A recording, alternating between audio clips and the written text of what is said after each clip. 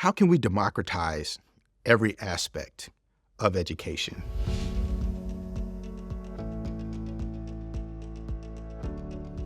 We've assumed that the key to a vibrant democracy is a strong education system, and that the key to having an education system that is responsive to the needs of the public depends on having a vibrant democracy. These two ideas are interlocked. Well, if you look at the reform movements that have happened over the past couple of decades, we've started to detach those two concepts. We are actually making our local institutions less democratic and actually more quote unquote authoritarian. And so for me, like, how do we reinsert democracy back into our systems, but doing so in ways that facilitate improvement at the school level, to where we actually use democracy to ensure that kids are learning math. We use democracy to ensure that kids are learning how to read. We use democracy to ensure that kids are learning how to be the, civically engaged citizens. And so, that's the crux of the work. School level, district level, classroom level. How can we use democracy as a tool to make students' lives better, especially our most vulnerable students? So for instance, especially within civics education, there are folks that are doing work on the quote unquote political classroom and looking at ways in which we can democratize the process of teaching kids civics. So we're thinking about more experiential models that allow kids to go through the process of collectively identifying and solving problems, breaking into small groups and engaging in democratic deliberations around policy issues, as opposed to just your sort of standard voting simulations.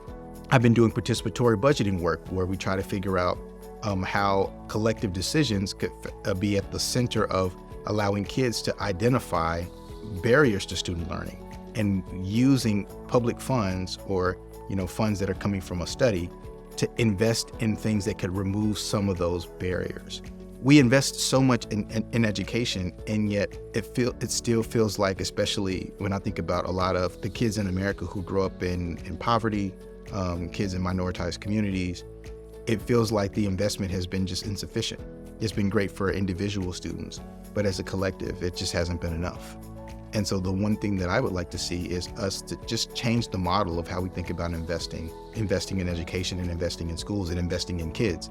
And I would like to see kids and parents at the center of how we start to think about these things.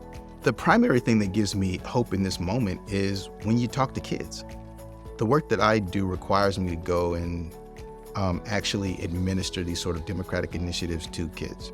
And, you walk in with the assumption, because this is what the kind of literature suggests that we should assume, is that, these kids are not capable of formulating clear ideas of what they want, especially in a civics or a political context. And if you're asking the questions in the right way, and if you're entering the door with the willingness to accept and acknowledge and embrace the dignity of kids right off the bat, then you're blown away with some of the answers that you'll receive. And so the thing that gives me hope is just knowing that kids are capable, more than capable. And I think they just need an opportunity. They need a structural opportunity, and they really need something institutionalized that shows them that we believe in them. My research is important because it starts with a belief in people. And, so much of, I think, what's happening now, especially when you think about the rise of technology and technological innovations, you think about what's happening now with AI and artificial intelligence, there are real questions as to whether or not we believe in the capabilities of people. And, my research is directly pushing back against that. We're going to have to be thoughtful about how we bring in the opinions and ideas of kids. We're going to have to be thoughtful about the process through which we transition from idea generation to implementation. And these are very hard things to do. These are, not sort of trivial feats.